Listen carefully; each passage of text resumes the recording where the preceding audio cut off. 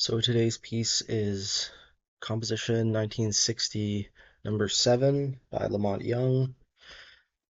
This is the entire score. It's pretty easy to find online. It's just a B and an F sharp with ties to nothing and the instruction to be held for a long time. Um, so yeah, this piece, we talked about it in a previous episode. James Tenney's swell piece number 3 is dedicated to Lamont Young and clearly references this piece. Um, it's part of a larger series of pieces, so maybe I could talk about that a little bit. And also, this is our first Lamont Young episode, so I think I should go over his biography. Um, and then maybe we could talk a little bit about tuning. So, one of the interesting things about this choice, B and F sharp specifically, is depending on the tuning system you're using, that interval can vary wildly because most organs and other instruments are historically tuned starting with the note C and working your way outwards to more distant notes with either major thirds or perfect fifths. So, yeah, let's do those things in that order then. So the 1960 compositions are a series of text-based scores, um, building on the work of John Cage. They all have a unique emphasis on performance art. Uh, Number 5, for example, release a butterfly in the room. Number 2, build a fire in front of the audience. Then number 1 is called Piano Piece for Terry Riley and reads pushing a piano into a wall. Um, so they all kind of call into question the definition of music. In 1959, um, I guess he was exposed to John Cage's music through the composer Karl-Heinz Stockhausen at the Darmstadt summer courses in Germany. And Lamont Young found this particularly inspiring. I think it's kind of interesting that he discovered the music of John Cage through a European country. I think that says a lot about the fame of that composer at this time. Um, because John Cage, of course, is American, and so is Lamont Young. And yeah, this went on to inspire the Fluxus movement. So yeah, Young did study with John Cage starting in 1960. I guess started collaborating with Yoko Ono in some capacity. So yeah, these are all of them. There's 15 of them. It looks like there isn't a composition number 1, but there is a series of piano pieces, number 1, dedicated to different people. Number 7 is the most popular one, and it's the only one with conventional notation.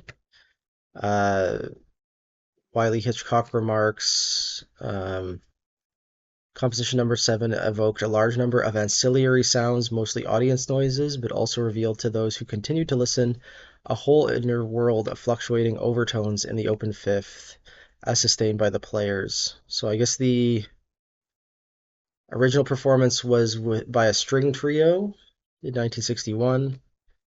There's also a 39-minute version for synthesizer. So yeah, the for a long time, I guess, is taken very literally, or has been historically. So because the premiere was 45 minutes long, so it's supposed to be a concert length work, I think, at least. You could probably do an installation that's much longer, but uh, yeah. So Lamont Young, I think we talked about him briefly when talking about we did a Terry Riley episode way back in the orchestra series. Lamont Young is an American composer. He's still alive, but was born in 1935. Also a performance artist and pioneer of the minimalist movement.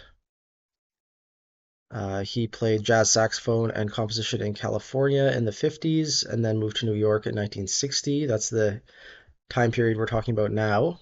And that's when he got involved in the downtown music scene, which I think is a minimalist scene, kind of. And then the Fluxus art scene, which is, event scores, text scores, performance art. A number of Young's early works use the 12-tone technique, which he learned under Leonard Stein at Los Angeles City College. Stein also served as an assistant to Schoenberg, so from an early age exposed to experimental or cutting-edge music. Uh, he developed a relationship with the Fluxus founder George Macunas at the electronic music course of Richard Maxfield at the New School. Um, so this is Uh, yeah, Neo Dada is another way to talk about the Fluxus art scene. Uh, yeah, he created short haiku-like conceptual scores associated with the Fluxus movement. Most famous, the composition's 1960. And I guess then he got more into just intonation and minimalism and improvised pieces. Okay, so I set up a little bit of a lab here. Basically, I just spent 5 minutes outputting this fifth in different intonation systems. I think if you have Aria Player and Finale, you can do this easily too, because Aria Player has a number of Scala files that it comes with that allow you to adjust the tuning. So, anyways, this is just an organ MIDI sound in 12 tone equal temperament.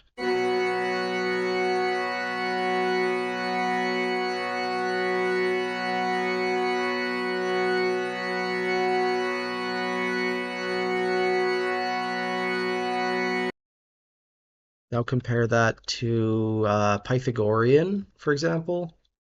Pythagorean tuning.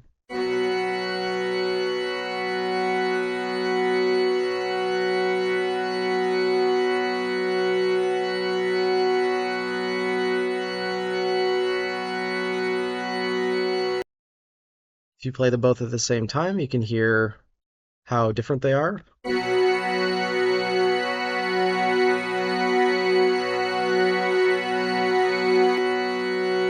Right.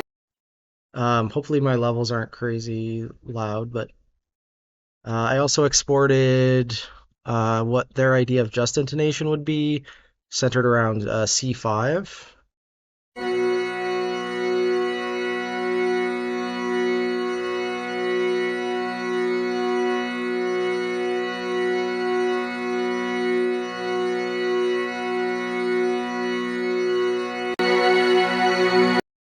Sorry, that was all of them at the same time for a second. Um, quarter, or sorry, six common mean tone.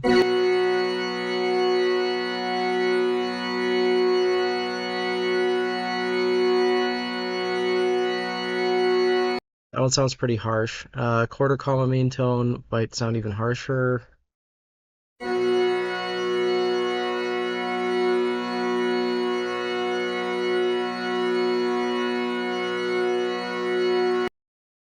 Let's do both the mean tones together.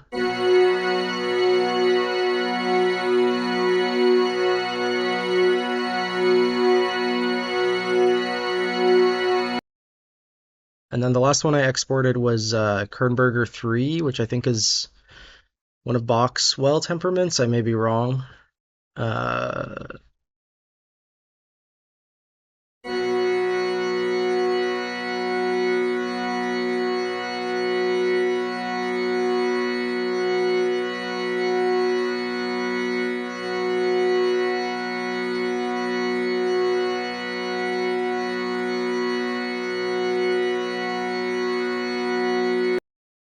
so all this is to say, depending on the organ you perform this on, like if you are using a historical instrument, the piece can have a very different sound. And then obviously the premiere recording, which was with string instruments, like the tuning is entirely dependent on the performers and their ear, right? So they're going to try and tune it as perfectly as they can, but um, who knows, right? Over the duration of the piece, the tuning might fluctuate.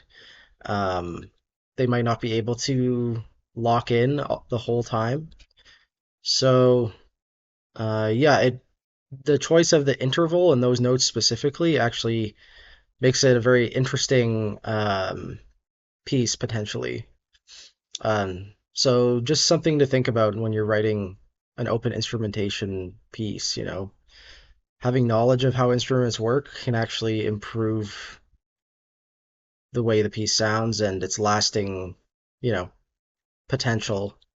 Um, so yeah, I have a link in the video description to a version of this. That's what I'll be listening to today, and I'll see you in a bit with my reactions to that version. Um, yeah, hopefully this this whole thing interests you. Okay, so I watched this version from Kyoto University, three students playing this, and I think they really understood the assignment. They have like the cushions on the ground and the pink um, lighting, and I really liked the inclusion of acoustic guitar. I thought at first it was like a EBow that the performer was pulling out, but it was actually a electric fan, which is a very different sound and kind of interesting way to make the instrument sustain. And yeah, I think they really understood the vibe of this composition. Um, and it was on the shorter side, like 20 minutes, but I think pretty successfully demonstrated what this composition was. Um, I also like that this performance is seemingly from 2018, so it sort of captures this moment pre-pandemic, um, where artists were just having fun. Um, yeah, that's about all I want to say on this one. Tomorrow we're looking at a John Cage piece, and it's going to be sort of the finale to this variable instrumentation series. So, thank you for following this far. Hopefully, this piece in particular opened up this world of Fluxus music to you, and there's a lot of Fluxus pieces which we didn't really get to in the series, so this is kind of like the sole representative. But there's a lot of event scores out there, a lot of interesting performances.